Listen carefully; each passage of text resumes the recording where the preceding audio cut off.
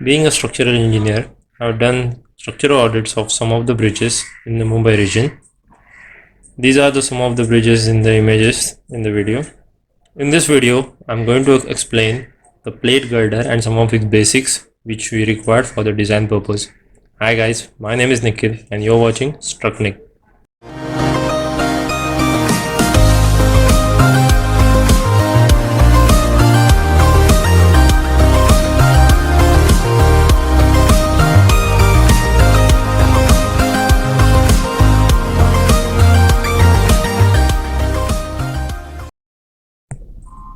तो सबसे पहले डिस्कस करते हैं what is the basic difference between a beam and a girder. ठीक है, देखो बीम और गर्डर दोनों भी एक हॉरिजॉन्टल सपोर्ट रहते हैं किसी भी स्ट्रक्चर में।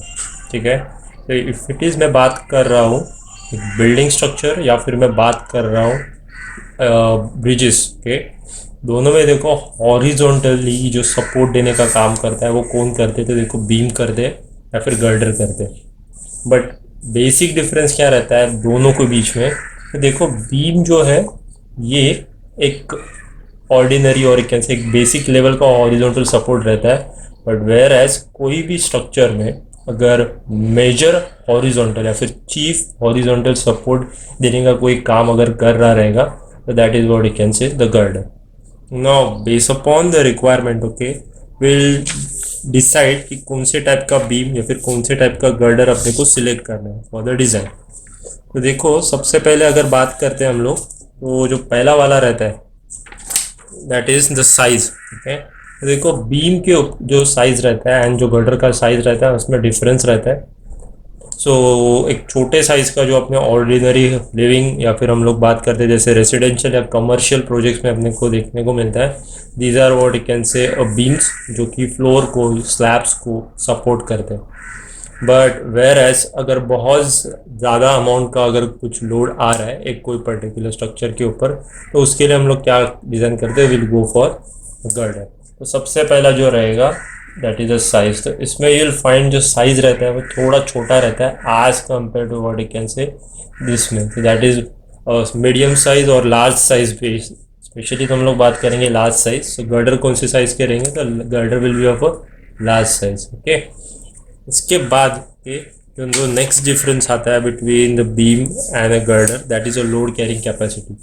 देखो जो स्मॉल साइज रहता है बीम का उसकी वजह से उनका जो लोड कैरिंग कैपेसिटी है वो भी क्या रहेगा, तो कम रहेगा। ओके, सो दो और जैसे गर्डर के बारे में बात करते हैं तो large amount of a load, और उसमें हम लोग और ऐसे भी बात कर सकते हैं दैट इज स्टेशनरी लोड्स रहते हैं and you can say the moving loads रहते हैं। ओके, इन दोनों का that is static and dynamic, उन दोनों का एप्लीकेशन हम लोग गर्डर के ऊपर कर सकते हैं या फिर गर्डर उसके लिए डिज़ाइन किया जाता है। इसमें देखो वी कैन से स्टैटिक जो लोडिंग रहेगा वो किसके अंदर आएगा, तो mostly they will comes under a beam. Okay, and अगर हम लोग स्टैटिक और you can say large amount of static and dynamic that is a moving load. Okay, इन दोनों का एप्लीकेशन किसी एक हॉरिजॉन्टल सपोर्ट पे अगर करना चाहते हैं तो उसके लिए मुझे गर्डर्स को डिज़ाइन करना पड़ता है। ओके, ये तो हो गया उसका सेकेंड पॉइंट। देन देखो जो लेंथ रहता है, ओके तो देखो लेंथ के ऊपर भी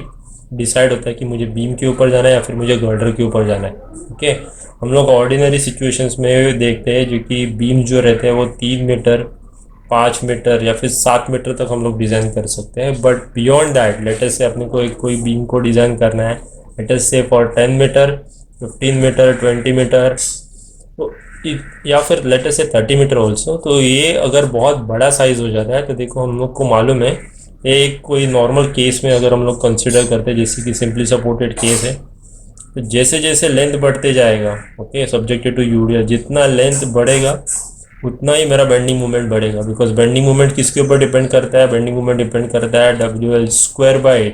जितना लेंथ बढ़ेगा उतना ये बेंडिंग मोमेंट आने वाला है, ये सेक्शन पे वो बढ़ने वाला है, बेंडिंग मोमेंट बढ़ने वाला है। इसीलिए हम लोग को क्या सिलेक्ट करना रहता है, तो देखो लार्जर लेंथ के लिए अपने को ज़्यादा साइज ज़्यादा डेप्थ का डिसीजन लेना पड़ता है। जितना डेप्थ ज़्यादा उतना ही वो पर्टिकुलर सेक्शन किसके ऊपर चला जाएगा, तो गर्डर में। ठीक है, तो देखो इसमें मैं जिसमें अपने को साइज में जो अब मैं बात कर रहा हूँ तो इसमें डेप्थ सबसे ज़्यादा इम्पोर्टेंट रहता है। साइज में इसमें भी और इसमें भी, okay? जो मेन इंपॉर्टेंट एस्पेक्ट है that is the depth. Basic difference जो रहेगा बीम एंड गर्डर, आपको डेप्थ को देख के ही मालूम पड़ जाएगा। Okay, this is the basic difference between the beam and a girder. Now will go for a plate girder. तो प्लेट गर्डर में देखो, पहले तो बात करते हैं प्लेट गर्डर के लिए। प्लेट गर्डर को एक्सप्लेन करने के लिए अपने को समझना पड़ेगा what are the important components of a plate girder. ठीक है, अगर मुझे प्लेट गर्डर के इम्पोर्टेंट कंपोनेंट्स मालूम है तो ही मैं उसका डिज़ाइन कर पाऊंगा। ओके, सो जो आपके सामने 8 जो मैंने पॉइंट्स रखे हुए हैं, these are the important components of a plate girder.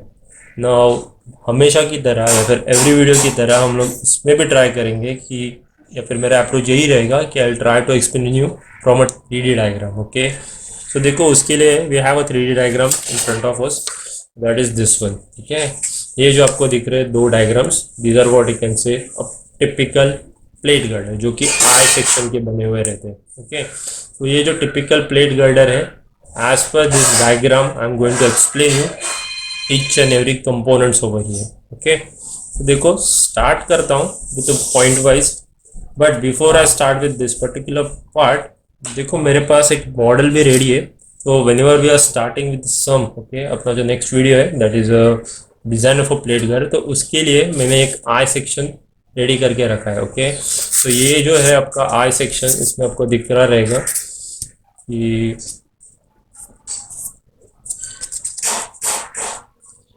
ये है मेरा एक typical I section. Okay, and in this I section, ये जो है मैंने आपके डिज़ाइन पर्पज़ के लिए बना के रखा हुआ है। तो वो वीडियो में आपको इसके रिलेटेड जो कुछ भी है, जिधर जिधर मुझे जैसे जैसे डिज़ाइन प्रोवाइड करना है, मैं आपको ये मॉडल पे एक्सप्लेन करते जाऊंगा। Okay, let's deal with the first part that is a components of a plate girder. Okay, तो सबसे पहले बात करता हूँ प्लेट गर्डर में। तो सबसे पहले आता है that is a web plate.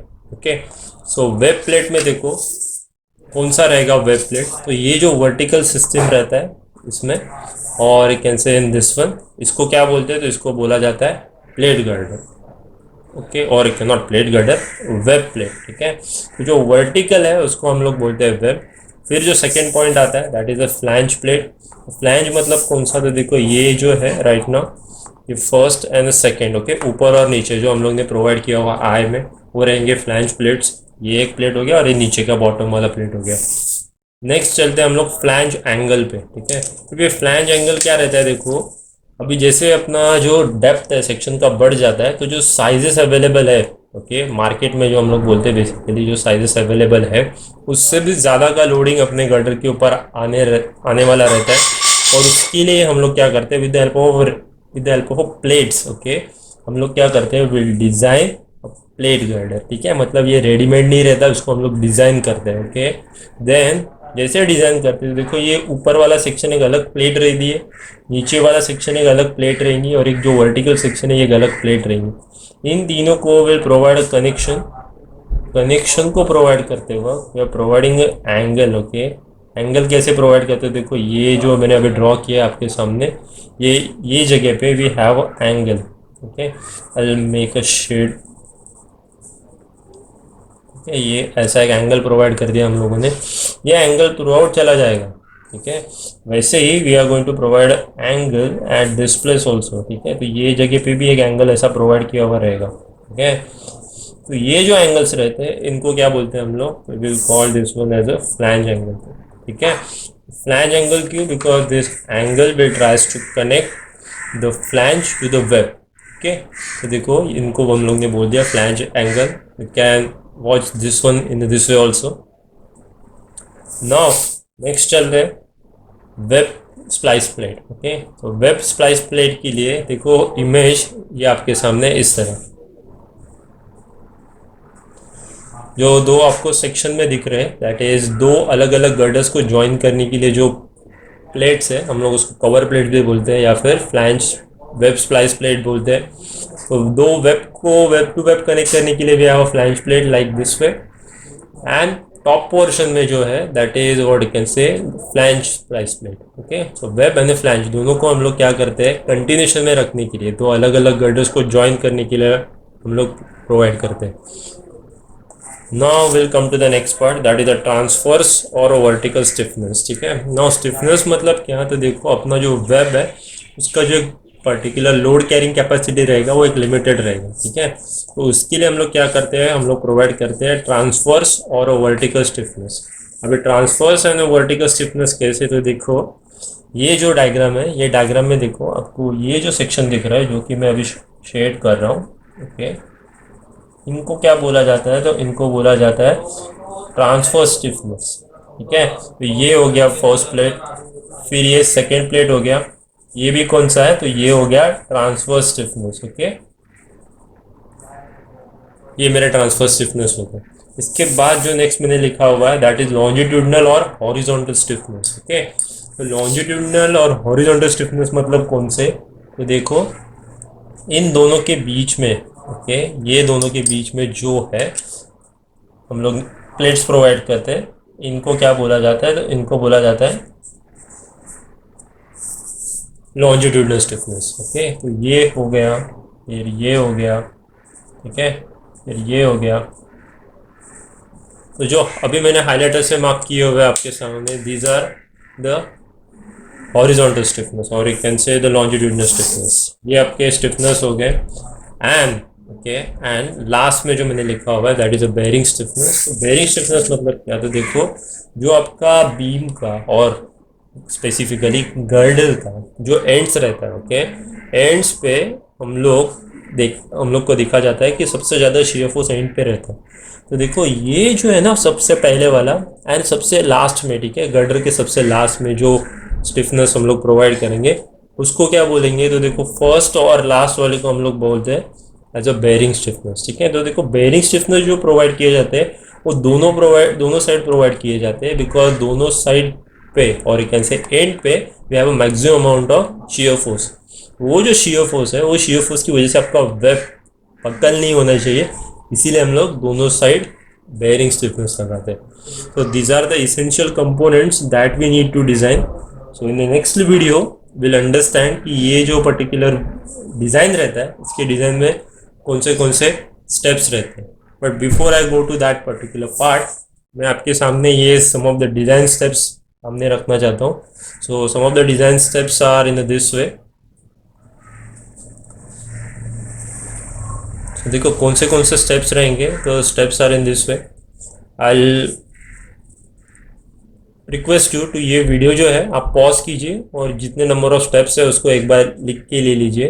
There is no point to explaining this things right now. जब हम लोग डिज़ाइन करेंगे will go with this steps only and you will come to know ये कैसे कैसे डिज़ाइन प्रोसीजर फॉलो किए जाते हैं।